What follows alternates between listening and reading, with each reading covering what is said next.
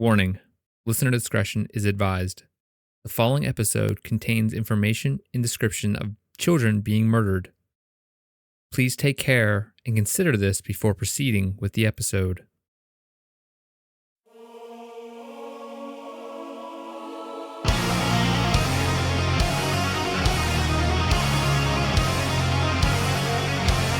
Hello and welcome to the Mysterious Pals Show. My name is Chris, and thank you for being here today. But brr, is it cold outside? But my co-host Jordan got me so warm on the inside. His dad called him the worst jingle bell once. The worst jingle bell. But I'm still glad he's here. That was a bad Christmas. I'm still glad he's here. Jordan, welcome to the show. Hello, Chris. Hello. Thank you for being here. Thanks for having me. Every week, it's just a joy. Nice and warm in this basement this time of year. It's good. It's good. Well, technically, this side of the basement's not really. There's no.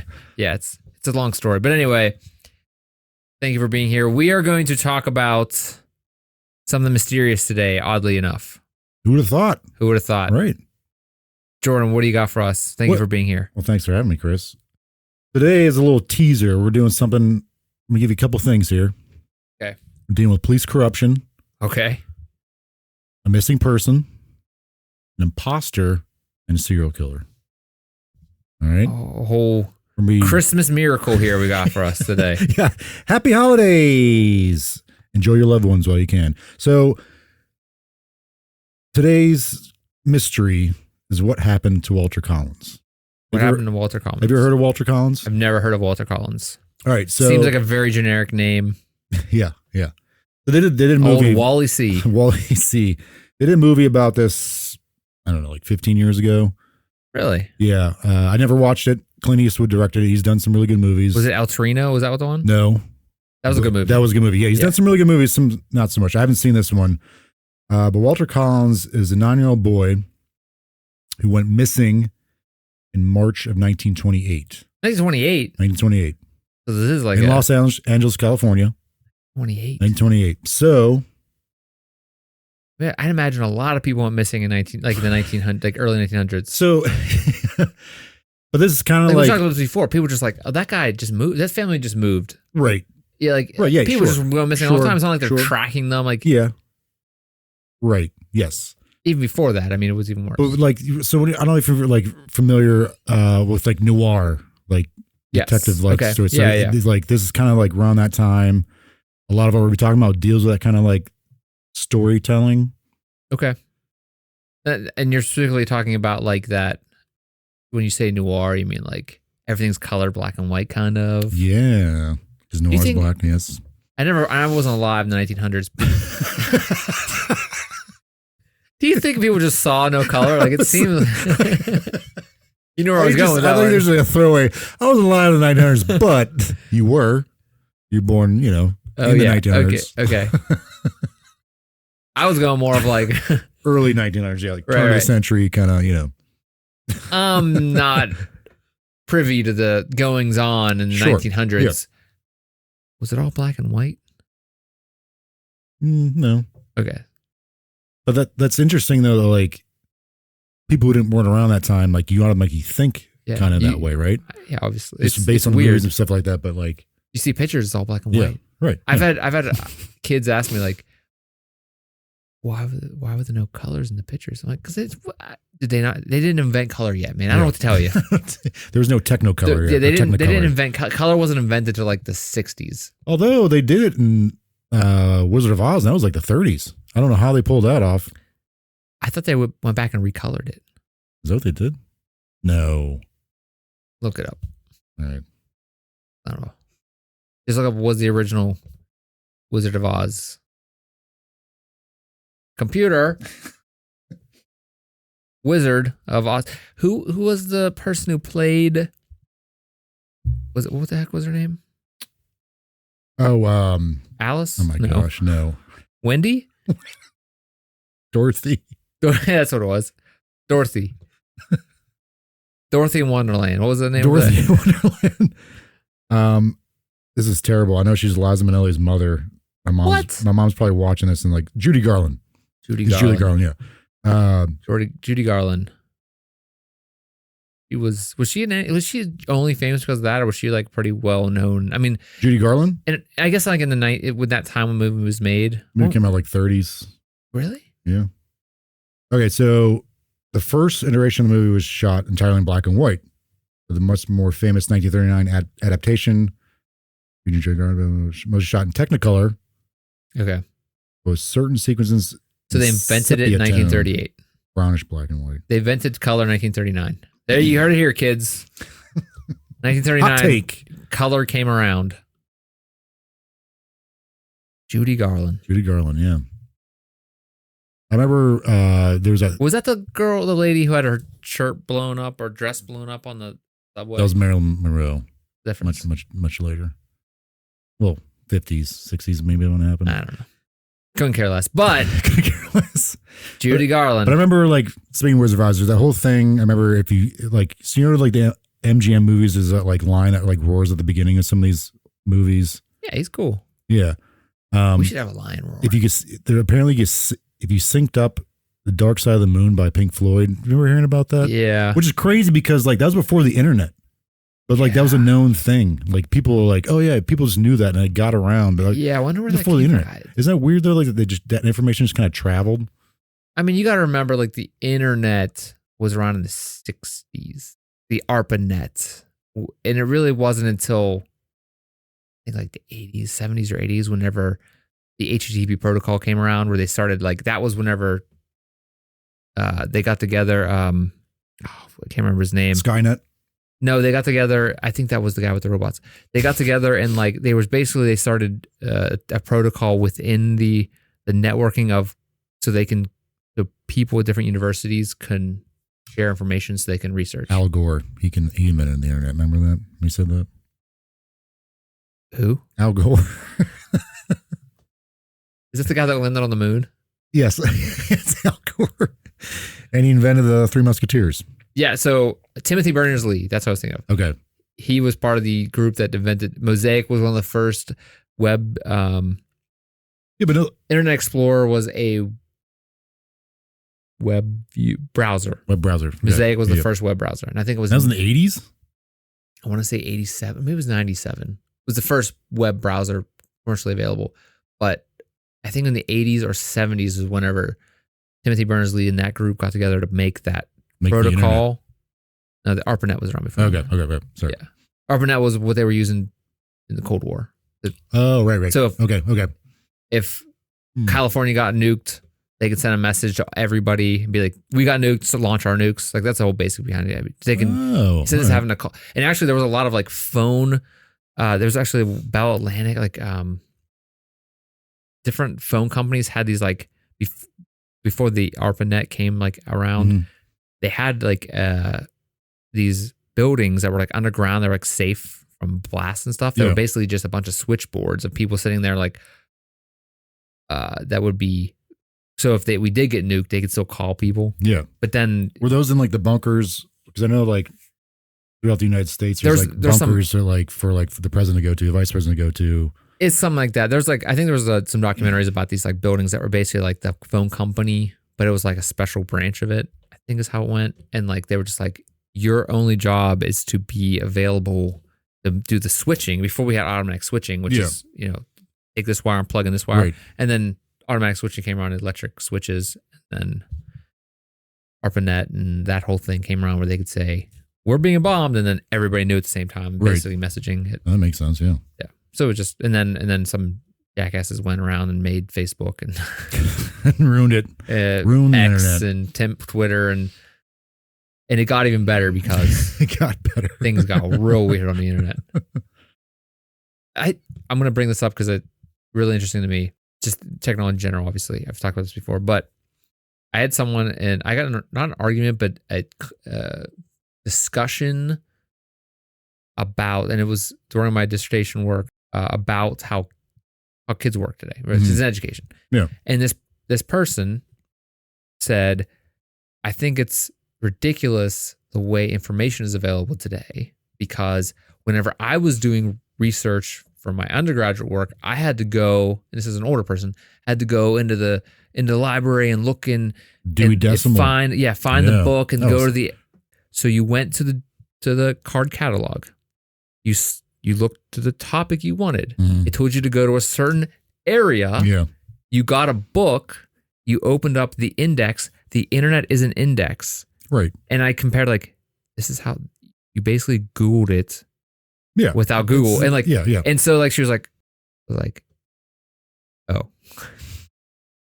It's just a faster way of doing that. Yeah. It's more openly available. Much faster way of doing it. But as we found out, you can also put a lot of non-information in there that people don't really need to know or shouldn't know. Well, that's the thing. It's the principle or the idea of it is amazing. Just the open availability of information. Yes. But like humans do with everything, they ruin it. Yeah. In any case, we're going to talk about a murdered child. Possibly murdered child. So again, but Judy Garland, what a goddess. Technicolor. Yeah. Again, Walter Collins went missing March 1928 from Los Angeles, California. Okay. Give a little background what's going on, at least in regards to the United States, what's happening in 1928. We were in the roaring 20s. Nice. It was like mass consumerism. Love mass consumerism. Yeah, big economic growth since World War I. People are buying automobiles. There's a big migration from people moving into the cities, like an urban migration. But this is also very close to the stock market crash, which is the beginning of the Great Depression. Prohibition's going on right now. That all started because there's a big movement where people are like, if you drink alcohol, it's going to ruin the family unit. People are like, this is, and they were right. yeah. I mean, yeah. But that ended up happening. What ended up happening was crime rose, bootlegging, gangs formed. People like Al Capone rose to power because of stuff like this. But in regards to LA specifically, during the 20s, the Los Angeles Police Department was very, very corrupt.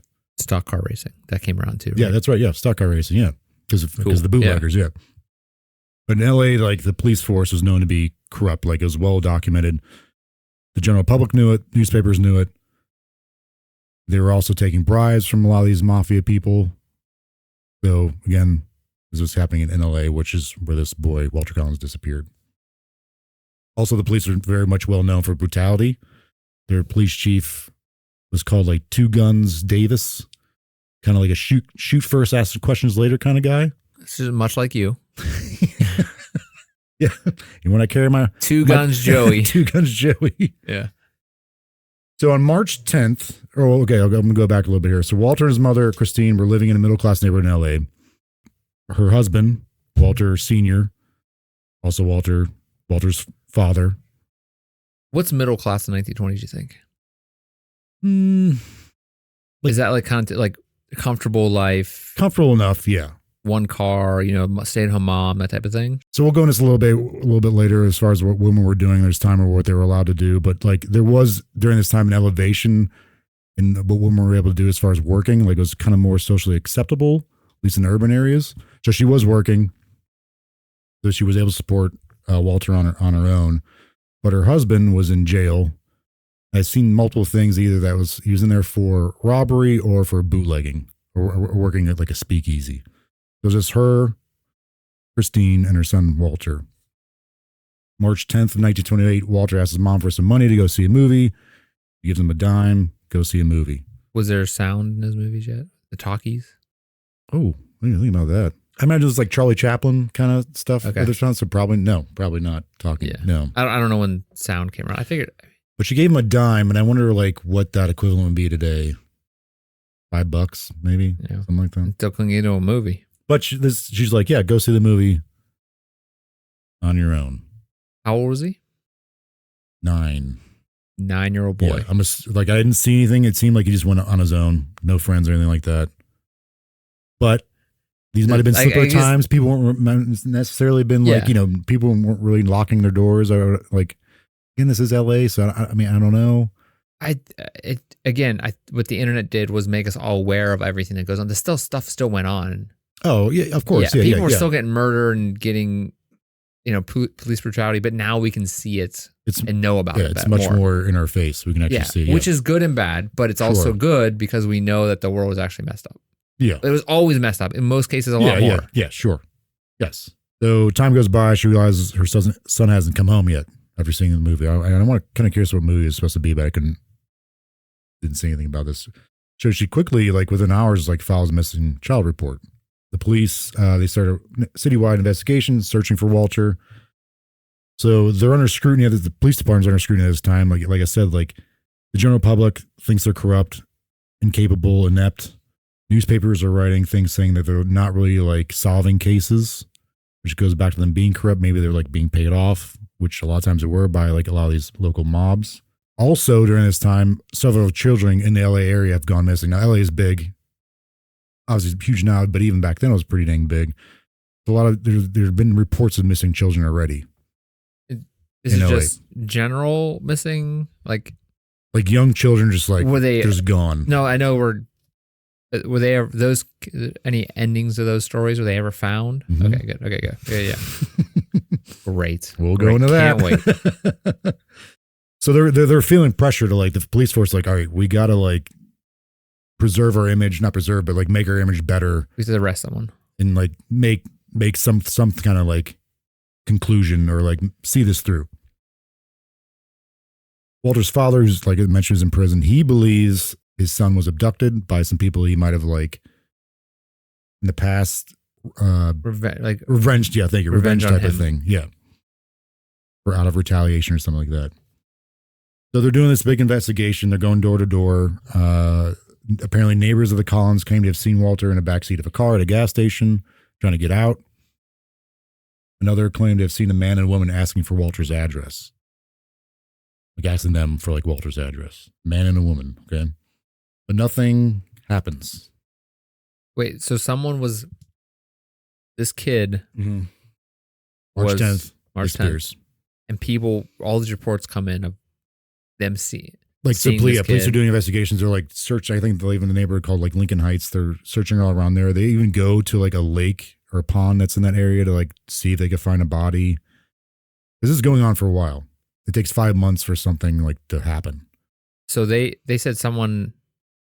Yeah, they said someone at a gas station asking him about his address. They saw someone at a gas station. They claim they saw Walter in the car, backseat of a car, out under newspapers. And someone else said that they saw a man and a woman asking for Walter's address. Okay. They're asking him for his address. I couldn't tell if it was asking him or asking them personally for Walter's address. Neighbors. Apparently these are neighbors of where Christine and Walter were living. Hey, went to their house. Do you have Walter's address? Oh, okay. But nothing conclusive happens for days, weeks, and even months until August 4th. 1928, 5 months later, a boy claiming to be Walter Collins is found in DeKalb, Illinois. We're talking Los Angeles to DeKalb, Illinois. I looked this up. It's 1,954 miles away. This boy, Walter Collins, is found. 5 months later. 5 months later. No, that's a long distance, but a boy, anyone could get that distance in 5 months for sure. Yeah, especially automobiles, our thing, right? Sure. Wait, this is 1928 though. Automobiles are your thing, yeah. But highways weren't what they are now. Yeah. Highway system didn't come until 50s, 60s. Yeah. Under Eisenhower. But again, you could. You can get there, trains right? are a thing, yeah. You can still drive. It's all just take a while. But 5 months, you can do that trip. Yeah. A little boy, though, 9 years old, that's kind of odd. She's just hitchhiking and right. But when someone at some point be someone would have said 9 years something, old, there would have been reports of this. What are you doing? Why are you hitchhiking? You ever have those thoughts when you were 9 years, 8, 9, 10 years old? I'm sure, I was always out running around, getting into trouble. Yeah, going home. To play outside. Going home. But there's nothing else to do Yeah. when I was growing up. I mean, I don't know. Nintendo came around at some point, but Yeah. Yeah, I remember, that's the thing. I remember having the internet. I remember we had a family computer we had to share. But I also, before that, I remember we had a Nintendo. There was nothing to do on the internet then. There was 7 websites. There was Encyclopedia Encarta that I used just to watch random videos. But even before that, I remember having a Nintendo and even an Atari, but like I'd play that for a little bit, but I'd still go outside. Boring, yeah. You get bored with that for like 20 minutes. Well, it's kind of weird. Like you and I are on that like cusp of like knowing what it's like before, knowing what it's like after that stuff. Whereas kids are like, they don't know the difference now. Yeah. I mean, there's kids, you know. They still go out and play. I mean, for the most part. It's just a little different. Yeah. But I do remember going out and cutting in trouble. And I remember those times when you think, you know, you read the book Boxcar Children. Or like. I remember reading those. What's that book even about? What was that series about? Kids lived in a boxcar? Yeah, what was that teaching us? They were doing like, they were solving crimes. Yeah. But I also can't remember why were they living in a boxcar. Or why were they called the Boxcar Kids? There's like the Babysitters Club, Boxcar Children. The babysitters, like the kids of the Babysitter Club, they had parents, but what were the kids doing living in a boxcar? We gotta have a whole podcast. Deep dive into that. That's a mystery. We just read those stupid ass books and talk about them. Read them out loud. Yeah. No, that's copyright. We can't do that. Right. But we can read them and be like, what the hell? Anyway. Yeah, they're outside. Boxcar Children. So anyway, you always have those like, there was a tons of those books back then. Right. And even movies about like running away from your parents or whatever. Yeah. Did you ever have that vision or like, did you ever think like, just leave? Oh yeah, for sure. We used to hang out on the train. I don't know if you did this. We hung out on the train tracks a lot growing up because there was like, I mean, nothing else much going on, but we, you know, walk on the train tracks, build bike jumps somewhere in the woods, build forts. Yep. You know, that type of thing. Find garbage, throw it off a bridge or something. You know, we did all. Yeah, we one place we lived, we had a creek by us, so we used to like walk that to see how far we can get and how deep it got. That was always really cool. Yeah, there like, was. Man, well, we could build a boat and just like sail away from this place. Yeah, like do you ever think like there's kids that actually did that? Yeah. And they just like, I'm just going to leave. Yeah. That's crazy. Being a runaway, living in a boxcar. Yeah. I'm glad you bring that up. I want to find a boxcar. Where does one find a boxcar that you can live in that no one's like, hey man, get out of my boxcar. Real yard. Yeah, but like they use those. Yeah. So these kids are just living in this thing, hoping it doesn't shake them to the next. It's a giant boxcar. Did they push it off? I guess if you push good enough kids. How are they bathing? Or like, how are they eating? I mean, are they just like. That's a dream, hobos. right? They're hobos. That's a dream, is not to bathe when you're that age. Yeah. Like, I don't want to bathe. Yeah, I don't want to brush my teeth. Yeah. And then you like you ever watch a Dennis the Menace movie, the live action one? Yeah. Or that like weird hobo guy he like messes with. He gets the beans. What was in that? Like, why was it a thing that like all hobos, was there like a king hobo that had like the stick with the little pouch tied on it? Why do they always have a stick with a pouch? Why don't they just carry the pouch? Why'd they have it on the end of a stick? I don't know. Really bouncing into things today, but I'm not. Like there's a long stick and they always tie like. I wasn't alive in the 1900s, but yeah, like it seems like such a pain to like tie that stick up because then you got to carry it. Like why the hell are you carrying it way up there? I guess maybe it's easier to carry. Other hobos come and grab it off you. That's true. Yeah, you can use it as a weapon. Yeah, but then you're just beating them with all your stuff and your beans it could also be out. like a walking stick if you need it as a walking stick. I would imagine. Yeah. Then you're just dragging your beans on the ground and with all your possessions. Your beans. I don't know what you have in there. Remember the time we went camping and we cooked our soup like in the can? We found out you could just cook it in the can. Yeah. Yeah, it's awesome. We were almost halfway there.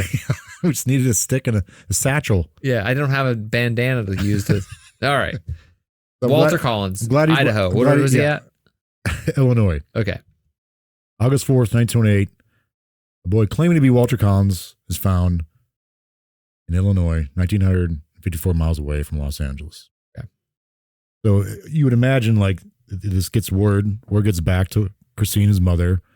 She's ecstatic, you know, as any mother would be. It's been 5 months since she's seen her son. And I can only imagine like if I had a kid, it like just disappeared, like not hearing anything for 5 months would be terrifying. At 5 months, you'd probably give up. You'd never really give up, but you're like, because there's that whole like 48 hours thing. Like the statistic now is like after 48 hours, like the likelihood of it just decreases. And even finding, I think that's also like relating to like clues. Yeah. Right. Yeah. But you know, 5 months later, she's like, oh crap, my son's alive. Like this is insane. So photos of the boy were taken by local police and letters written by the boy were sent to, both pictures and letters are sent to Christine. She sees the pictures like, yeah, this, I don't know, kind of looks like him. Like it resembles my son. She kind of has her doubts. You're probably at that, like, to take anything at this point. Like, sure, yeah, yes, yeah, that's him. yeah, like oh, I got look how looks my son. It has to be my son. It's been 5 months since I've seen him, and I was like, maybe the pictures weren't that great back then, but I found some pictures online. Again, they could have been enhanced like with today's technology, but they look pretty. I mean, also clear enough that how long does it take to get developed? Are they like sending these in the mail? So 6 weeks later, she's like, "Oh, it is my kid," like, or she's just jumping in a car and going. No, it took a while, but like what ends up happening is the word gets back to the LA Police Department. And like, okay, so what happens is like the police in DeKalb, Illinois, they get the boy. I think the police chief, she takes the boy home with her as all this stuff is unraveling. She contacts the LA Police Department. LA Police Department's like, perfect. We really didn't do anything, but we solved it. We got him. Yeah. Congratulations, guys. So they put on this kind of like media spectacle because at this time, like people are very just like, where's this kid? So they put on this spectacle where like they put Walter in quotation marks on a train. And they have like this media out like press conference or like take pictures. The boys get out of the train, get pictures of this boy reuniting with his mother. We solve the case. We save our face. People will love us again. People will trust us again. So they put the boy on the train. As soon as Walter gets off the train, Christine's like, "That's not my boy." Do you think it's like what's that theory? Like a blind spot? Like it's like she doesn't remember him, so it's like, at 5 months, yeah, but it's 9-year-old. It's also the boy's mother. Like, yeah, it's not like it hasn't been 5 years, right? 5 months, okay. But I mean, you don't know. Like, this happened recently. Like, it still happens to this day. It's like some girl went missing like a year or two ago, and she just walked into a police station, and like, I think she like went lost from like Texas, and she walked into a police station, like I want to say like Idaho or somewhere up north, Dakota or something, North Dakota or like Chicago, and was like, "Hey, I'm that girl. Stop looking for me." Because she's like 16 or 17 now. Okay. And she went missing when she was 15 or something, and her mother was like, "What the heck? You're alive!" Like, she was missing, and then she just walked. I have to look up the story of the girl. So wait, she just walked into the police station and was like, "I'm here. I'm this girl you've been looking for. Stop looking for me." Did she run away from home? I guess she had. I guess she staged it to look like she got abducted, or no one really knew what happened to her. She just disappeared. She left like her phone and everything in her house, so people thought that she disappeared, like was abducted. Yeah, I have to look it up. Stop looking for me. Yeah, I have to look it up, like, because it was like in the summer this was happening. But anyway, go ahead. I'm sorry. Dang. Yeah, the boy gets off the train. Like, "This is not my son." She goes up to Police Captain J.J. Jones, who's, keep in mind, he's under, this captain is under this police chief that's kind of like known for being, like, this police force is known for being brutal, like kind of shoot first, ask questions later kind of thing, like pretty hostile. They shoot the boy and they're like, was that not your son? Sorry. Old two guns got him. So he's kind of, this is what he says. Apparently he's quoted, like, when this goes to court, ends up going to court, apparently he's quoted as saying, "Just try the boy out." Just try him out? Yeah. For some reason, I just see this guy being like this, like, "Oh God, lady, just leave me alone. It's a boy. We got you a boy." Yeah. You wanted a boy. Here you go, doll face. Come on, like just get so out of here, toots. dismissive. Get out of here. Just try the boy out. You made me a sandwich, and yeah. That's exactly. So sounds like the time. This boy, prior to this homecoming, and even when he was like found and picked up, like, he was being very vague, wasn't saying a lot, wasn't getting many details. He's overall just being like very quiet. Are we gonna talk about the other kids that are missing? Yes. You mentioned? Okay. Yeah. Go ahead. Sorry. But the police are certain, or they're just saying like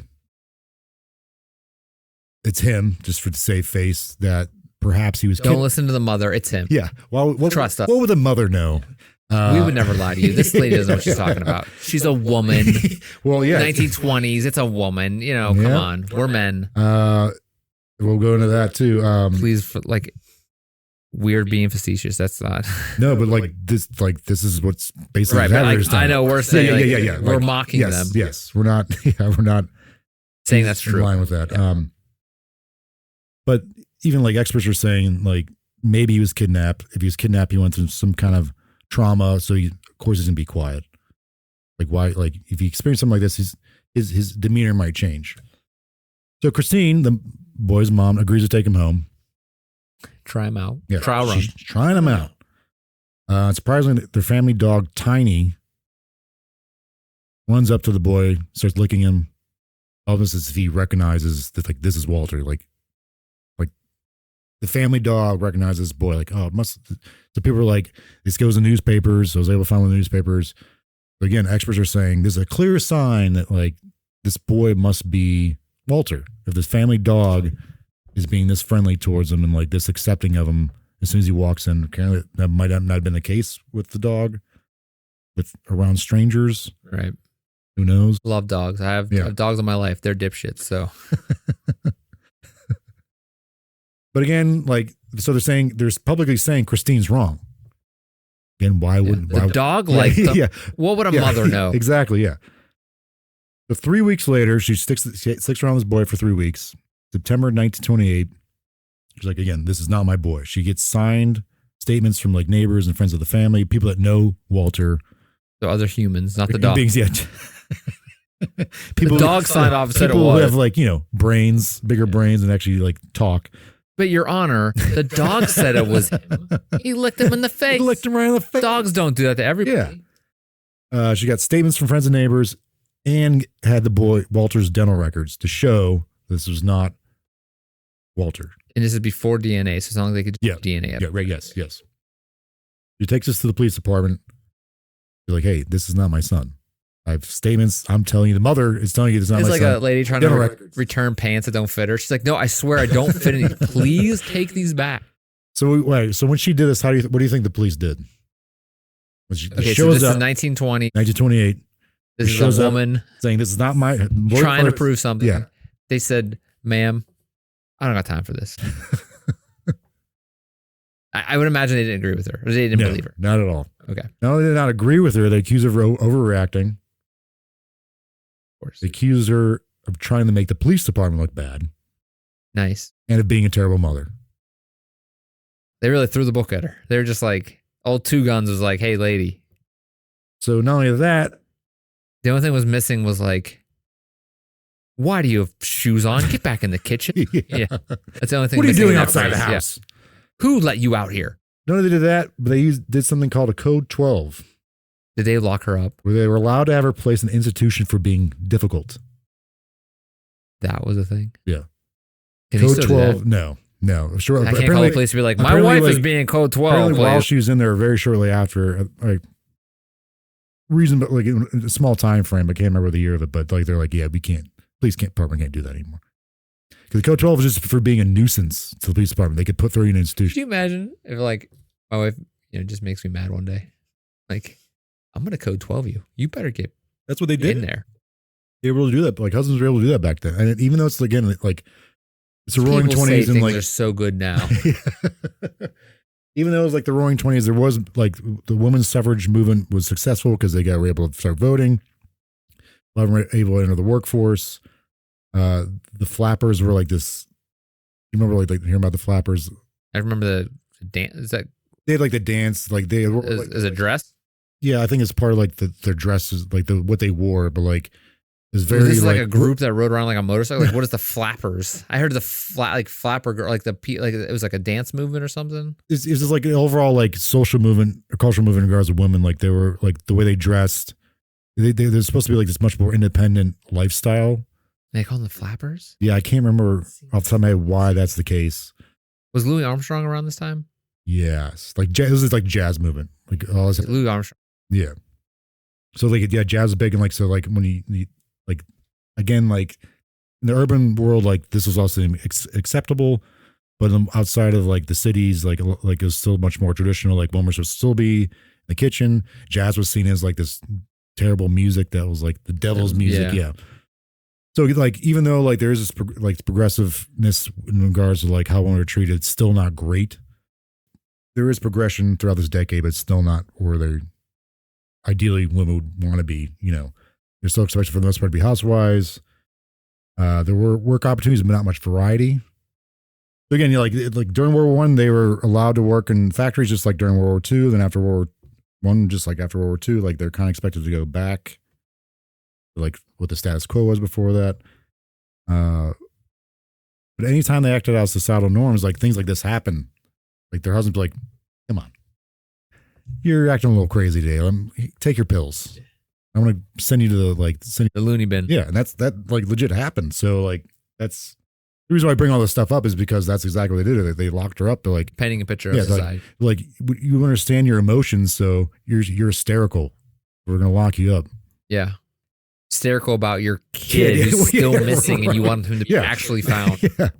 You didn't just go out and some cop didn't go to Illinois and abduct another kid and bring it back. Like, if you don't say you're this kid, I'm gonna hurt you. Yeah. So she's in there for 10 days. Where's the kid? Walter too. Where's he at? I don't know. I don't know what's going on with him. So I think, well, the police kept like interrogating. They locked him up too. They kept like asking him questions. I know there's a pastor in LA got very involved with getting her out because this became very publicized what was going on. So she gets locked up for 10 days. She gets released because. Okay, I'm going to ask you this. Why do you think they released her after 10 days? I'm going to say one of the cops is like, lady, I can't stand listening to you anymore. Stop complaining. I don't know. Get it. It's not your son, okay? Yeah, okay. For the love of God, get rid of her. I honestly, the kid was found. Walter number one. So after 10 days, she's locked up. The boy claiming to be Walter, who the police believe was Walter or just said he was, came forward saying that he was not, in fact, Walter. Or cops told him to say that so they can get rid of this crazy lady. He says his name is Arthur Hutchins Jr. He's 11 or 12 years old. I keep seeing that varied. So again, this boy is 2 years older than Walter was. Oh. Because Walter was 9. And he's a runaway from Iowa. So this is like 6 months at this point? 6 months at this point, yeah. He was found at 5. That's 6 months pretty much. So Walter went missing. 5 months later, they find this kid in Iowa or Illinois. Illinois. He's from Iowa, but he's in Illinois, yeah. They bring him back. His mom's like, this isn't him. He finally says, okay, this isn't me. Yep. They let the lady out of jail. Yep. So Arthur saw this as an opportunity to escape from his stepmother he didn't like. He was in his stepmother's custody after his mother died. He was originally from Iowa. Yeah. Okay. And he ran away to Illinois. He saw this as an opportunity also, though, to get to Hollywood. Is this like Huck Finn? With Jonathan Taylor Thomas? Is this the second time we talk about Huck Finn? No. You ever watch that movie? Like back in the 90s? Like the 90s version with JTT, Jonathan Taylor Thomas? Yeah, like I would have seen if it's JTT, you know? It was like young JTT. He's like right when he started becoming the it boy until he stopped growing. Huck Finn. It was like Jonathan Taylor Thomas. Tom Sawyer was there. Yeah. It was the entire story. It was just Jonathan. I don't know if I saw that. We could do a watch party. Weird 90s kids movies. This 11 or 12-year-old boy was totally taking advantage of the situation. He's just like, oh, I can get to Hollywood. Because he wanted to meet his idols and he wanted to become an actor. So this means that this story would have had to been front page news or something. Yes, like how a 12-year-old boy. So he knew who Walter was just because it was national news at this point. Yeah, sorry, I should have brought that up. It became like national news. Like, so he's like, oh, wait, I could be that boy. Why does Walter become national news? And you said other kids are missing. Is this rhetorical? It can be rhetorical. Yeah, I think it might be rhetorical. Yeah, there's like no answer to that. It's just this one caught on. I think this one caught on. Like I think a lot of times when this stuff catches on, at least nowadays, it's because it's a white female. Oh, was this a blonde little boy with blue eyes? So I was like, boy, what are these other kids that are missing? And they were kind of along the same lines, but there was a few who were not, and I think that's like, all right. Now there's like everybody pays attention whenever it's okay. But I don't think that was 100% the case, but it could have been the case. Yeah, I'm not exactly 100% sure also why this is what's caught on. But I think the fact that it was national news that his mother was locked up for thinking his boy, So someone was pushing this news out there. Yeah. But he, obviously, this boy knew what was going on before he came to LA and his cat, Christine, got locked up. But yeah, it was national news. So he wanted to go to Hollywood and start an acting career, this little boy. So he totally took advantage of the situation. I think what ended up happening to him was once this is found out, he gets sent back to Iowa and has to go to like a boarding school or something like that. Didn't really get that much like You're gonna tell that me much trouble? You're gonna tell me this is how we got like Arthur Spooner. What was that guy's name? Arthur Spooner. Yeah. Wait, Arthur Spooner. What's that from? King of Queens. Oh, right. Yeah. What's his name? The old guy. Yeah. Arthur. No, what's his like real name? Oh, Jerry Stiller. Yeah. Yeah. Was this young Jerry Stiller? Frankie Beans. Yeah. So Christina's released in time. Like this is later on. She ends up suing the city, but she only wins concerning just Jones, the captain, who's just like, just try it out. He's kind of like the front face of all this. She's awarded $10,800, which in today's money I think would be like a couple $100,000. I'm guessing, but she never ends up getting it. He just keeps ducking her. And Jones, the police officer again that she sued, was only suspended for 4 months. So corruption, LA. They never paid her. Never paid her. What's she gonna do? Go to the judge and be like, they didn't pay me? Yeah. Well, you better pay her. This still happens now, though. So right around the same time that Arthur comes forward. So this is around September. A little over 40 miles away in a town called Wineville, it's in California still, which later changed its name to Mira Loma. Changed its name because of something that happens there. An unfortunate discovery occurred on a chicken farm. Sanford Clark, a 15-year-old boy, told authorities that his uncle, Gordon Northcott, had not only physically and sexually abused him, but also did the same to several other children. Furthermore, his uncle, Gordon, murdered these children.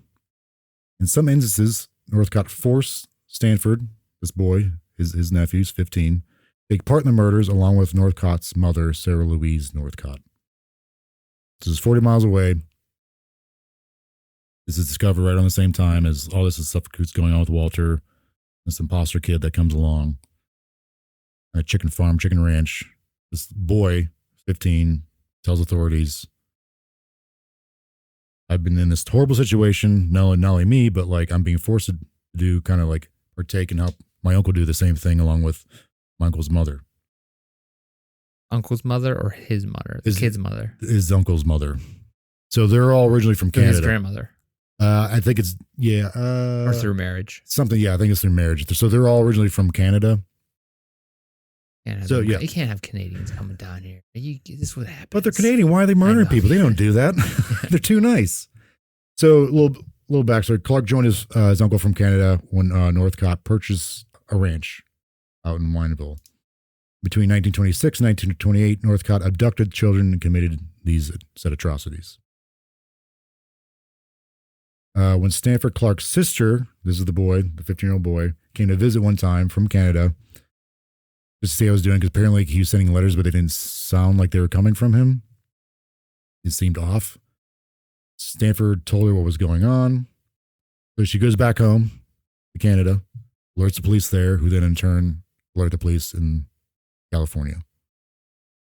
So the police show up at the farm, but Northcott sees them coming. He makes Stanford, his nephew, 15-year-old boy, like kind of delay the police while he runs away. Stall him, yeah. So it goes on for like 2 hours. Stall police for 2 hours. No idea. So him and his mother end up getting backed up to Canada. Wait, what? Northcott, guys, that they run away. They get away to Canada. Yeah, back up to Canada. So they get away from the police because a 15-year-old stalled the police. Something like that. Yeah. Man, what a simpler time. Yeah. So the police are like, okay, they get the full story of like Stanford Clark tells us what's going on, what's been going on. So during the investigation, the police find human remains buried on Northcott property, including body parts hidden in the chicken coop. They're not full bodies. They're just like body parts. The remains were difficult to identify due to their state of decomposition. Apparently Northcott used quicklime on them. Quicklime? Yeah. Just calcium oxide. It's apparently supposed to lower the acidity in soil and boost the calcium of crop growth. Okay.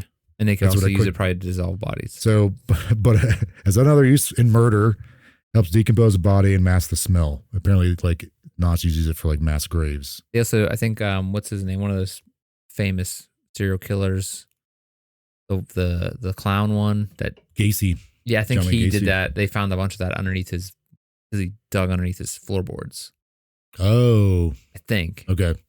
And he would build, like, I know he did bury them underneath there, and I think he did put a bunch of that stuff. Yeah, okay, that makes sense. Because he was, like, doing construction and stuff, so he got access to that stuff. I think, again. I remember hearing about that doing growing up, because I think it happened in, like, where I grew up originally.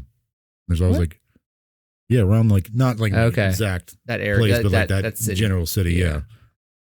Oh. I think. Or maybe it was someone else. I don't know. Uncle Casey. Uncle Casey. Weirdly, yeah.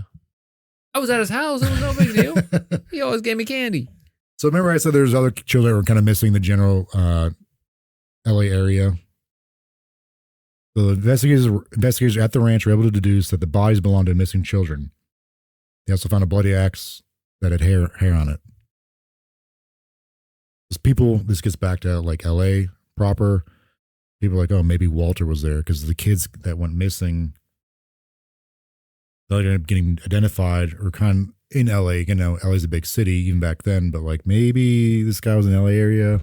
He's doing this for 2 years. There's a man and a woman who supposedly asked for Walter's address. I don't know. That makes me think maybe it might have been a revenge thing from like. Or they were going to drop him off, and then they were like, nah, never mind. So Gordon, like I said, Gordon and his mom, Sarah, fled to Canada, but eventually captured and extradited back to California. Gordon and Sarah admit to killing several children, but their story keeps changing about who these children are and how they went about doing it. But it is known that Gordon himself killed Lewis and Nelson Winslow, both 12 and 10, and possibly a boy named Alvin Gathia, but his body was headless. So they just had the body part, not the head part. Stanford, the boy, the nephew, who was kind of forced to partake in some of this stuff, say that after seeing pictures of Walter, he agreed that Walter was one of the boys that was murdered at the farm. But again, this is speculative. As 15-year-old boy saying, yeah, I've seen like, hey, have you seen this kid? Was he here? Yeah, like, sure. Yeah, sure. Yeah, he's a boy. I'm just tired of all this. I just stalled you for 2 hours. I'm out of stuff to say. Yeah. But none of his remains are found there. That they know of. Yeah, but unlike the other two boys, Lewis and Winslow, there were no physical object that could link back to them. Like, so Lewis and Nelson, they had like personal items on them that their family was like, oh, these are definitely my kids, but nothing of Walter's was found there. No physical evidence, no body parts or anything like that. This is what's weird. He was still in the movie theater. He just fell asleep. Yeah.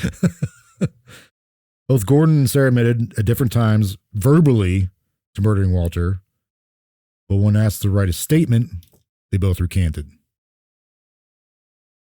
But again, like the fact that they like wavered on that's kind of odd. It seems like the cops were just saying, yeah, they said that, and then like when you actually look at the police reports, it's like, no, they didn't.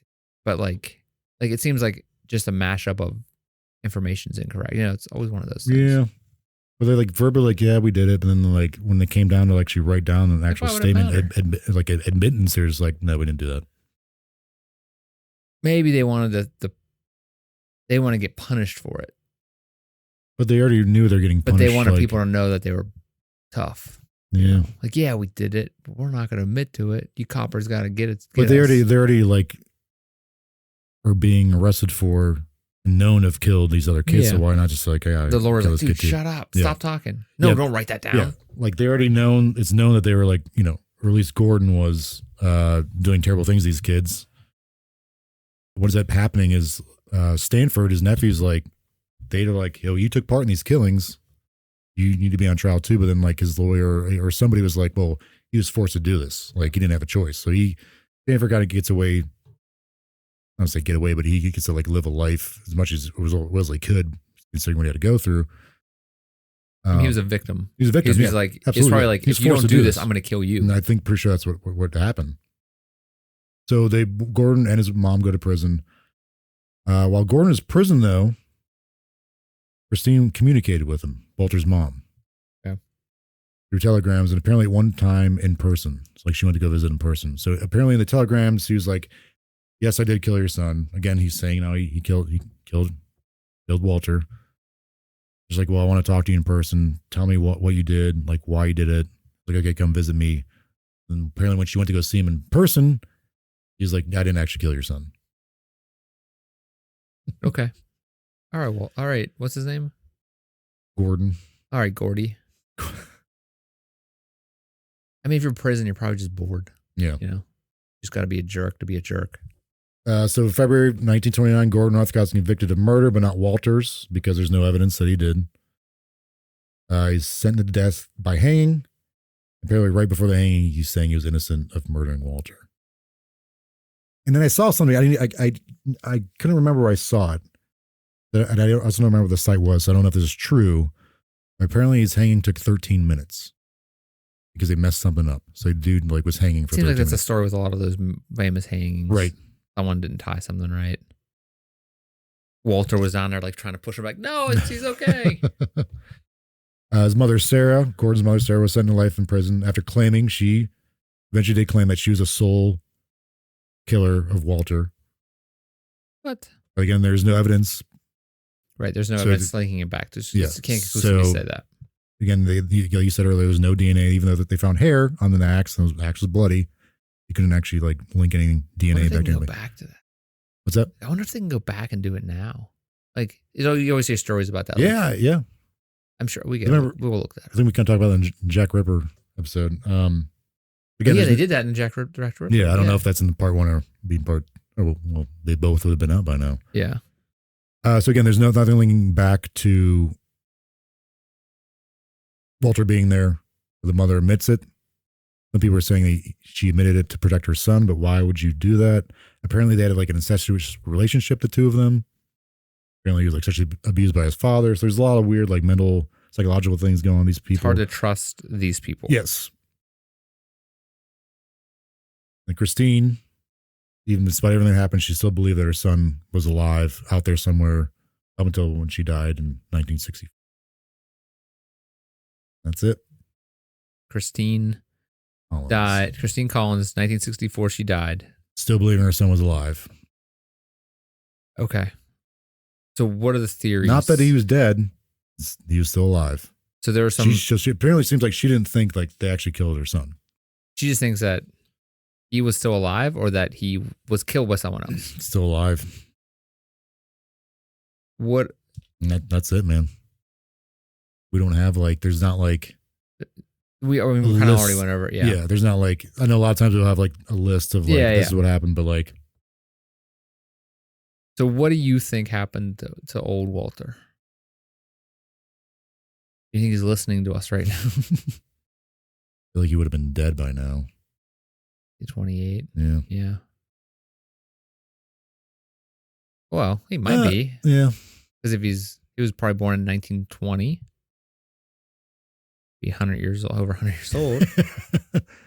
Good weather in California, though. Yeah. The fact that apparently those two boys that they identified were not very far away from where Walter lived. I think it's for 30 miles, but like you said, people are always disappearing. Yeah. Children are always disappearing. Apparently, Gordon was confirmed to have killed 3 kids, possibly 10, but some people are maybe he killed 20 because he threw out some other names of kids. One of the articles I was reading, they can't be linked back to him. Right, there's no proof. Yeah. To say conclusively who it was. Again, I know he changed his mind a few times, but as he's being hung, apparently he's I didn't kill Walter. But then would he also say I didn't kill Walter or Jeremy or Billy? Yeah. I didn't kill any of these people. So why are you hanging me? Was it more of a? No, he admitted to killing those other kids. I think, but that's because he was they found his kid's personal effects there. Yeah. You know what I'm saying? And his nephew, what was his name? Stanford. Sorry. Stanford. So Stanford, he said that Walter was there. And he knew Walter. And apparently he and Uncle's mom hit Walter in the head with an axe to kill him. Stanford's Stanford took part in killing Walter. Just some things I saw. Okay. So what do you place the likelihood is that they killed Walter? So Stanford admitted to it. The other two didn't, but they also did. Then they also didn't. Like, right. They also may have killed so many kids they're not sure who anybody's name was. Yeah. Like, how do they know that was, like, they probably picked up a kid. There's all these other kids going missing. How do they have a log? You know, like, it's not like they had like a, you know, their app on their phone, the notes app being like, all right, they got this kid. Yeah, well, this kid's us. We got him. Like, they weren't keeping track of it. They were just murdering kids. So I wonder, I would like to know, there obviously is no answer to this, but like, was it the fact that they killed so many kids? They weren't really sure who was. I mean, maybe. Were they just saying because this was the biggest guy around that we got to say that we did so that people, you know, want to give us a book deal? You know, that type of thing? Like, did Stanford... You are in California and LA, like, you know, maybe everyone wants to be a star out there. Like, hey, I did these murders. You want my story? Pay me some money. So crazy. Maybe they killed so many kids, they're not even sure who it was. They're like, we probably did it. So there is what's the distance between Walter's home and like the wine or place, whatever? 46 miles. 46 miles. Mm-hmm. Miles. Yeah.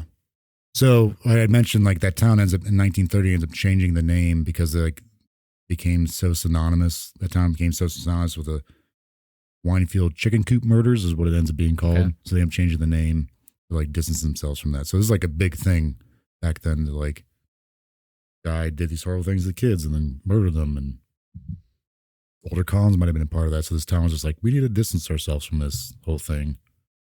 So Walter Collins may have been there. Yep. I mean, it seems like they would have at least found clothing, unless they just burned his body. I did see some things where they did burn bodies or burn things, according to Stanford.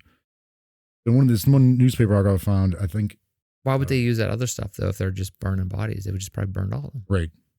This is in 1928, December 4th. I think this is a newspaper from Washington, D.C. They have a quote, I'm assuming from, you know, another reporter who went there talking to Walter, or maybe it was when he's on trial. Walter? No, talking to Gordon Northcott. Yeah. He says, I killed Walter Collins, Louis Winslow, Lewis, Alvin Gathia, a boy named Richard, and another boy whose name I never knew. I killed Walter Collins because I was afraid he would get away from me, and I never could have stood it. I kept Walter Collins' body in the house for 3 days. I just couldn't stand the thought of burying him. Finally, Stanford and myself dug a grave and put the darling boy in it. I cried. We piled on the dirt. Did they ever dig up around his house and stuff? Oh yeah, there's like excavations of there's a picture I saw where like everything's pinned of like where they found body parts. Because again, there's no full like body found. There's all just like leg and they were they able to say this is this kid, or did they ever find unknowns? Yes. Okay, so I think so. So the one was Alvin Gathia. That was the one he was headless. Yeah. They found either the head was found there, or the body was found there, and the other part was found like in LA, around LA itself. Wait, he had body parts. Wait, he had body parts just like strewn about. Yeah, like that were like dug in like part of graves, or part of graves, or in a part of the chicken coop. So I can't remember how it goes. Why was part of his body in L.A.? That's what I understand. So he claims to have killed this one kid, Alvin Gathia. Is either, I can't remember, but please forgive me. Either they found a torso of a body of a young kid, and found the head like somewhere around LA, or was vice versa. Like the torso was found over here, but they found the head over here. But I think it was the torso was found at this farm. So they kind of linked that murder to him. Okay. But again, this is a paper, like he says, like, I did it. But then as he's being hung 2 years later, almost 2 years later, I didn't do it. But is that misquoted? Because he might have been saying, I didn't do any of these murders. Like, was he just saying, I'm innocent, I never killed Walter, I never killed this guy, I never killed that guy? He just said right here, I killed Walter Collins, Louis Winslow, Alvin Gathia, that's a boy who was headless. Boy named Richard, which I couldn't find anything else about, and another boy whose name I never knew. So 5 kids. Mm. And then he said he didn't kill any of those kids, right? He said he just didn't kill Walter. Didn't kill Walter. But I wonder if that's because they're able to link these other kids to him because they're like, here's personal possessions. Like the parents are like, yes, that's definitely his. So you're saying that you think this was do you think he killed Walter? Gordon killed Walter?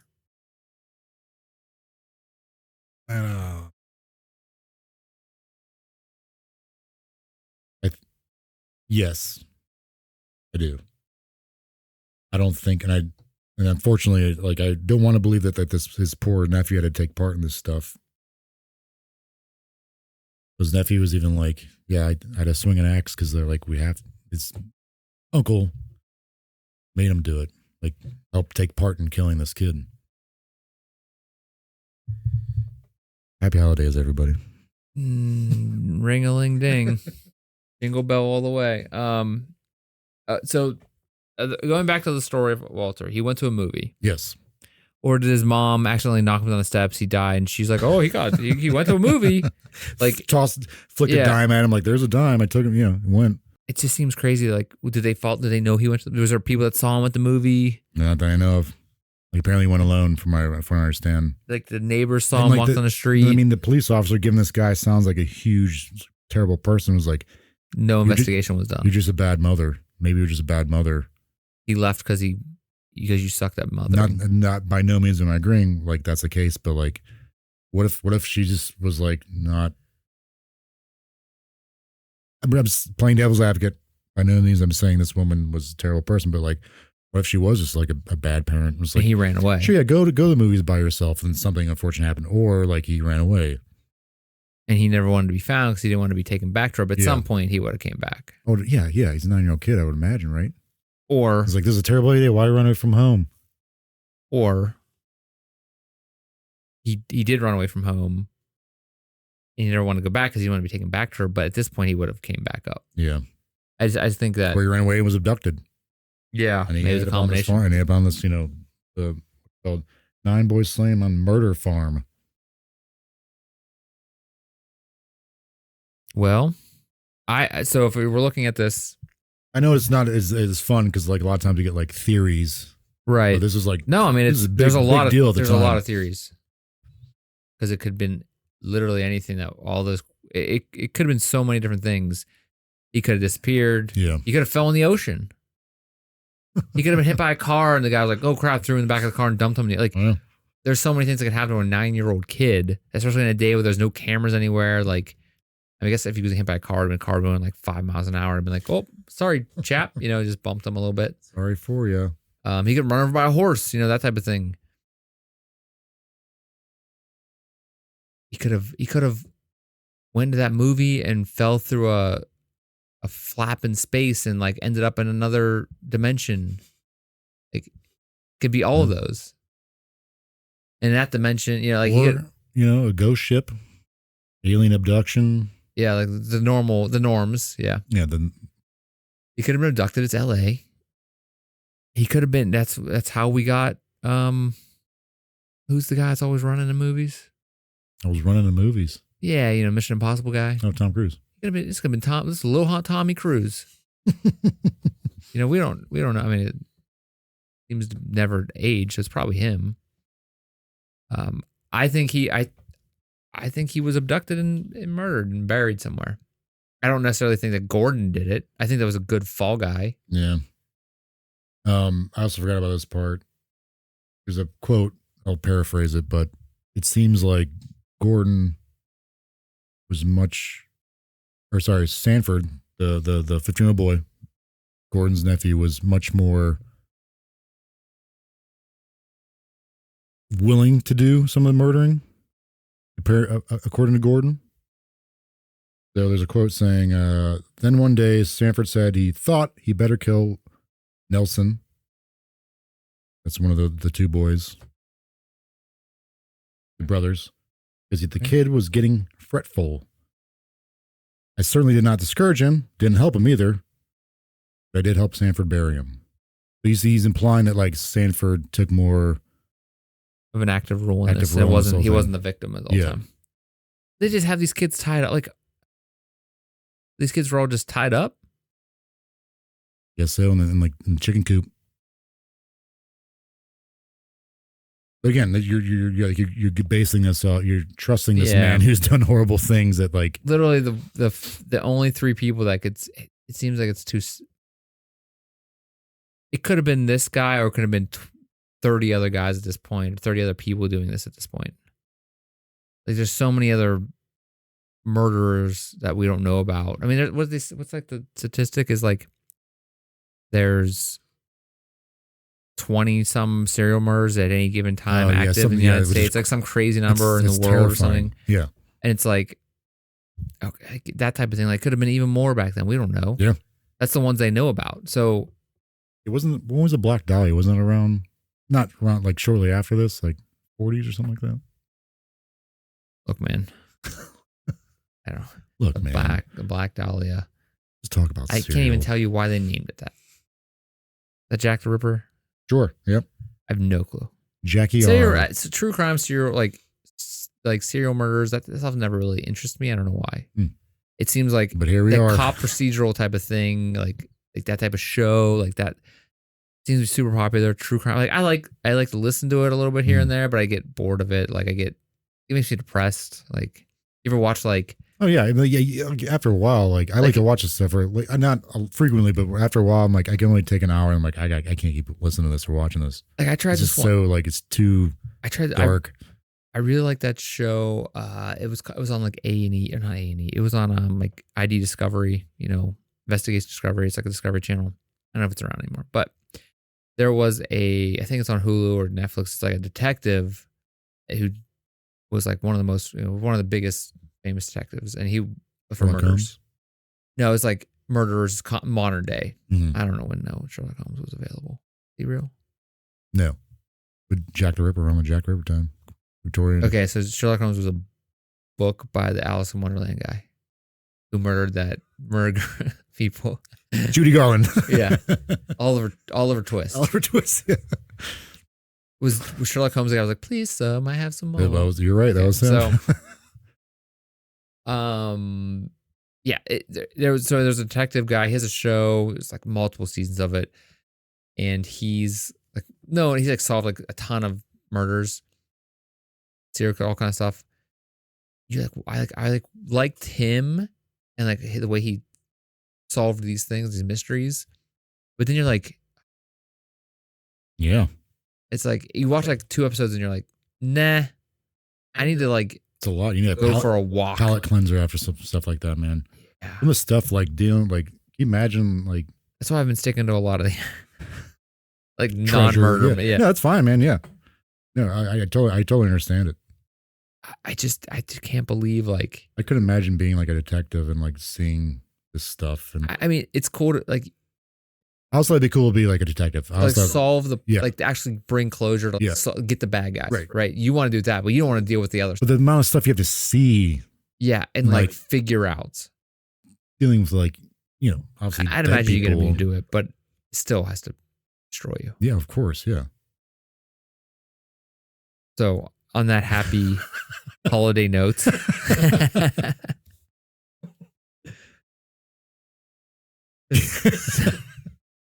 Santa Claus. Tell your loved ones you love them.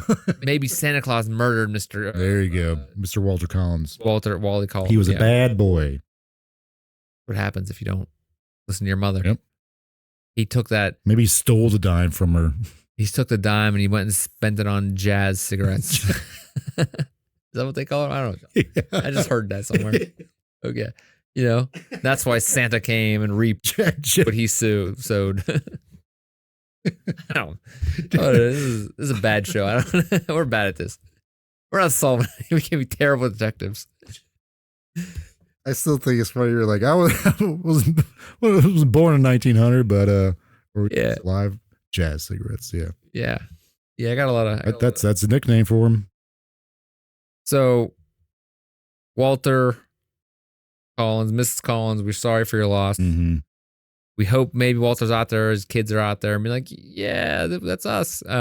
Hopefully he lived. He didn't die, wasn't murdered. He's out there somewhere, or I mean, if he's out there somewhere, he's doing great. But in any case, Jordan, thank you for your in-depth investigation, for making me feel sad about the world, making me realize I was born in the 1900s era.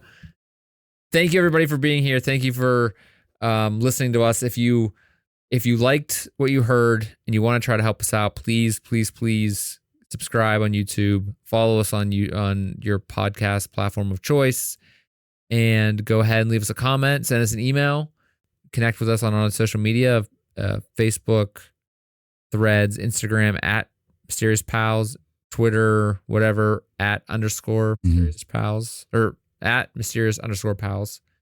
Websites, mysteriouspails.com, links to everything. Emails, mysteriouspailsonline.gmail.com. Right now, again, if you go to mysteriouspails.com, it's there. Something you want to add? I don't know. After like this depressing thing, I feel like I need a jazz cigarette to relax myself. I don't even know what that means. I don't know if that's like, is that just the guitar? I don't know. I don't know. I don't know what that actually is. Yeah, just strum on the guitar. Yeah. For all I know, it was just like, I don't know. I don't know how math works. It says magnets. How do they work? Yeah. Well, again, thank you for being here. Jordan, thank you for being here. Thanks, Ben. And we will see you next week for the next mystery. As always, stay mysterious. Thank you and good night.